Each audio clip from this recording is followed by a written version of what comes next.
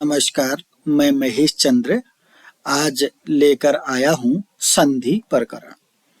संधि जो टॉपिक है विशेष रूप से बीए तृतीय सेमेस्टर एनईपी के छात्र छात्राओं के पाठ्यक्रम में है और अन्य सभी छात्र छात्राओं के लिए प्रतियोगी परीक्षाओं के लिए संधि बहुत ही महत्वपूर्ण टॉपिक है।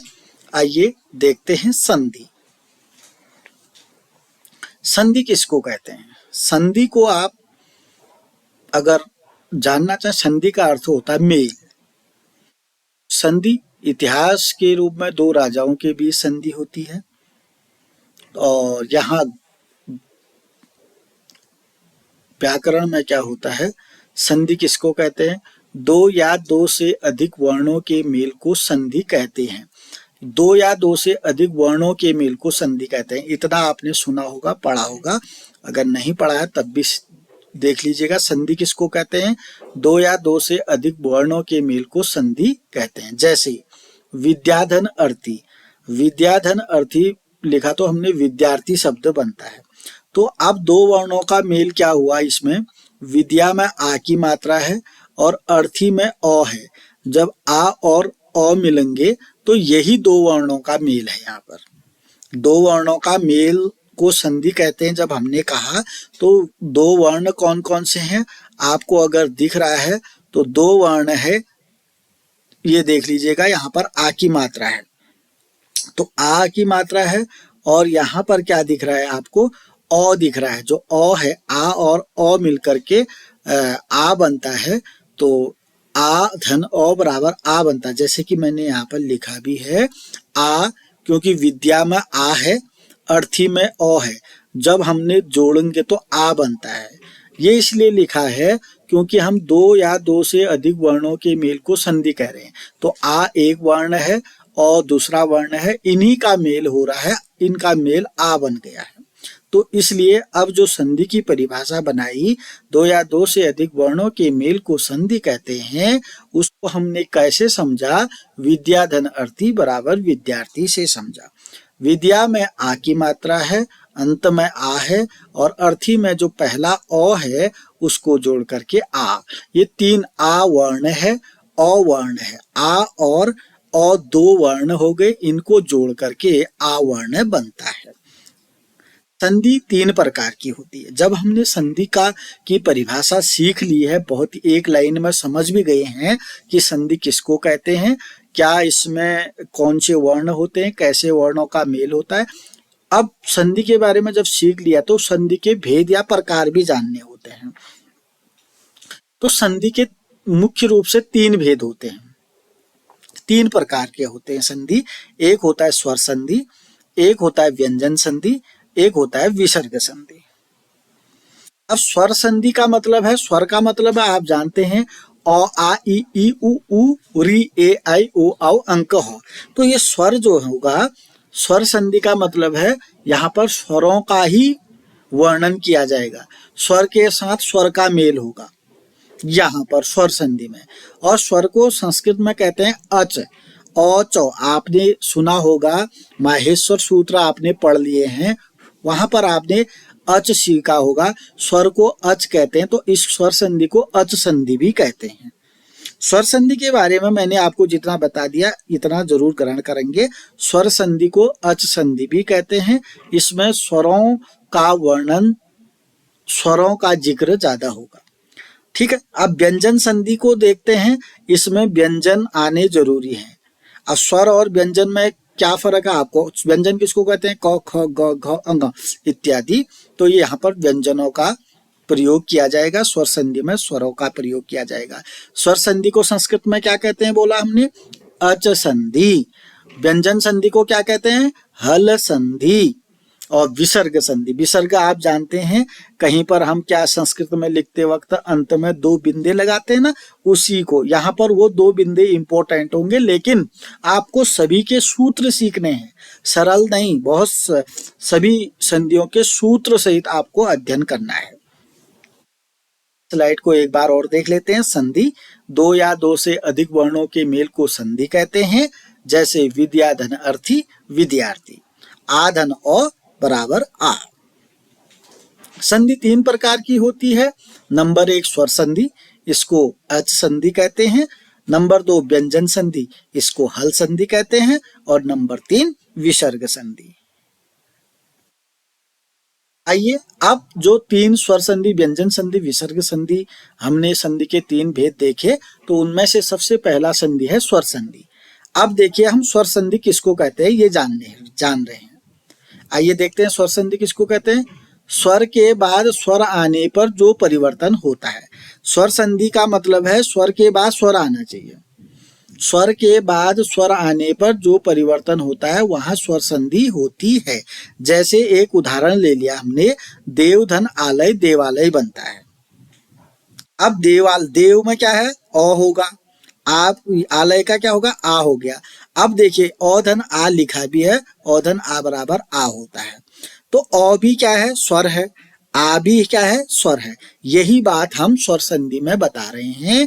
स्वर के बाद स्वर आने पर, स्वर के बाद यानी कि पहला स्वर क्या है, अ है, के बाद दूसरा स्वर आ आया। यही बात है ना। स्वर के बाद स्वर आने पर जो परिवर्तन होता है वहां स्वर संधि होती है। जैसे देव धन आलय बराबर देवालय।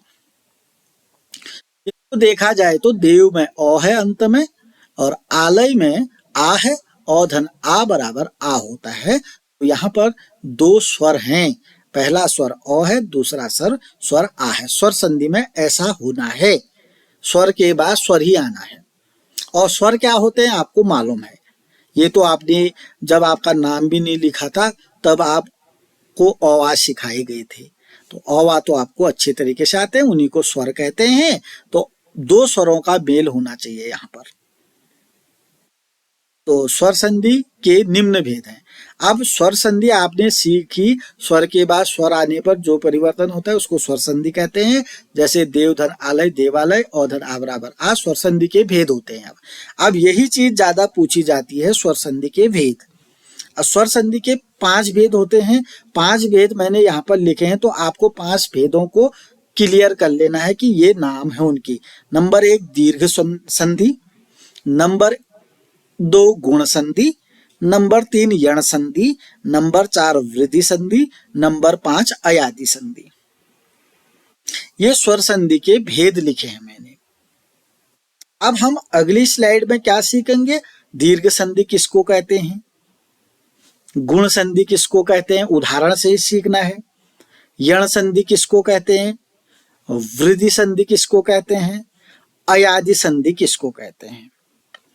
अब ये तो सीखेंगे। ध्यान रहे दीर्घ संधि का सूत्र भी हमको सीखना है, गुण संधि का सूत्र हमको सीखना है, यण संधि का सूत्र सीखना है, वृद्धि संधि का सूत्र सीखना है, अयादि संधि का सूत्र सीखना है।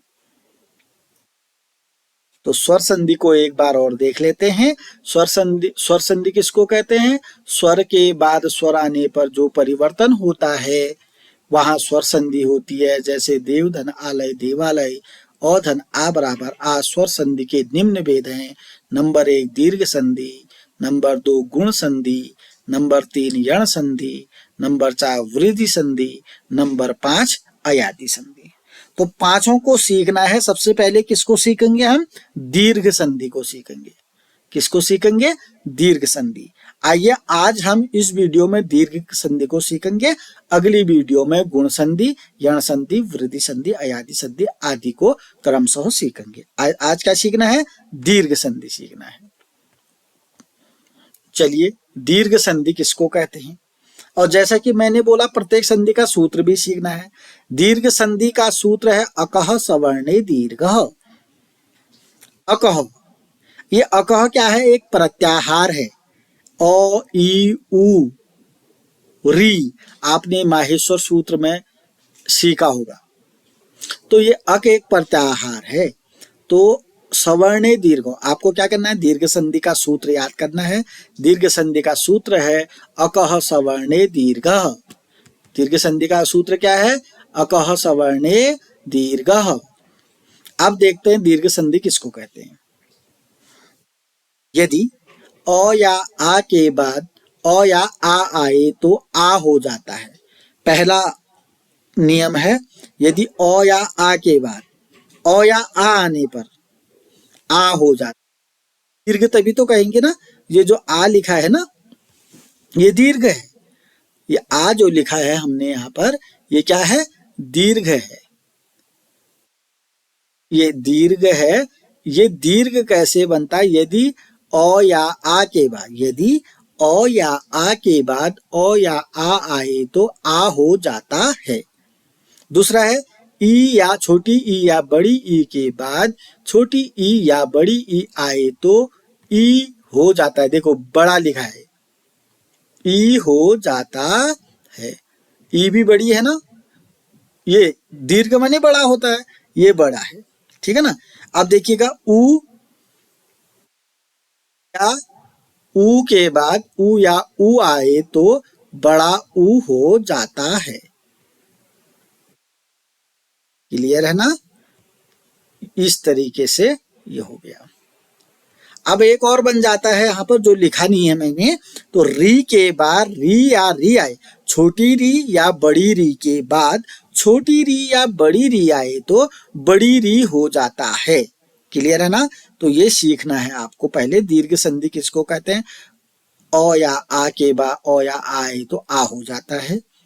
ई या ई के बाद ई या ई आए तो बड़ी ई हो जाता है। ऊ या ऊ के बाद ऊ या ऊ आए तो बड़ा ऊ हो जाता है। री या री के बाद री या री आए तो बड़ी री हो जाता है। अब चार चीजें यहाँ बोली मैंने, चार उदाहरण लिखे हैं, जैसे विद्याधन आलय विद्यालय। अब इसको समझना है। विद्या में क्या है? आ है। आलय में क्या है? आ है। आ धन आ बराबर आ होता है। तो देखिएगा, इस नियम के अनुसार अ या आ के बाद यहाँ पर आ आया है, आ धन आ बराबर क्या बनेगा? आ बनेगा। ये चीज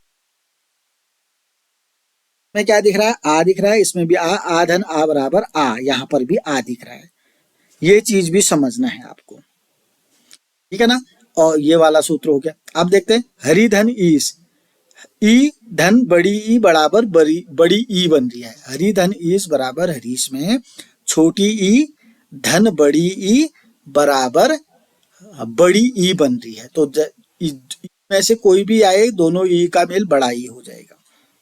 अब देखिए भानुदय में कैसा? भानु धन उदय, छोटा ऊ धन छोटा ऊ बराबर बड़ा ऊ। ठीक है ना। ये जैसे कि यहाँ पर बोला गया है, ऊ के बाद ऊ आए तो बड़ा ऊ हो जाता है। भानु में बड़ा ऊ है ना, तो भानु धन उदय ऊ छोटा ऊ धन छोटा ऊ बढ़ करके बड़ा ऊ हो जाएगा। एक है पितृधन ऋणम, जैसे कि मैंने यहाँ लिखा नहीं है, जगह भी देखना है, स्लाइड सही से बनानी थी इसलिए नहीं लिखा है, आप समझ जाइएगा। री या री के बाद री या री आए तो बड़ी री हो जाता है। देखो एक उदाहरण पितृणम होता है, पितृ धन ऋणम होता है ना, तो पितृधन ऋणम को लिख के तो पितृणम होता है। अब ये जो छोटी री है, ये री की मात्रा है, ये भी री है, री धन री क्या हो जाएगा? बड़ी री हो जाएगा। अब यहाँ बड़ी री लिखना है, आपको एक री और लगा देना है हमें त्रि में। त्रि में आपको जब लिखेंगे एक री और बढ़ा देना है, क्योंकि मेरे पास ये जो कंप्यूटर में है बड़ी री लिखने के लिए कोई की नहीं दिखी मुझे, इसलिए मैंने एक ही लगा दिया है। जो त्रि है ना, इसमें एक और री लगा देना है आपको, क्योंकि हमने यहाँ पर त्रि को बड़ी री बनाना है। इतना समझ गए होंगे आप। पितृधन ऋणम बराबर पितृणम, में बड़ी री की मात्रा लगानी है। आज हमने इंपॉर्टेंट दीर्घ संधि के विषय में सीखा, दीर्घ संधि का सूत्र सीखा, दीर्घ संधि किसको कहते हैं वो सीखा, और दीर्घ संधि के उदाहरण सीखे। आपको ये समझना है अच्छे से, इसको समझ करके अब परीक्षा में किस तरीके से सवाल आएंगे, या तो उदाहरण पूछे जाएंगे, या तो पूरा संधि किसको कहते हैं, संधि के भेदों को उदाहरण सहित समझाइए, ये भी पूछा जा सकता है। तो संधि एक बार एक नजर में देखते हैं, संधि किसको कहते हैं, इस स्लाइड में लिखा गया है, पॉज करके आप पढ़ सकते हैं।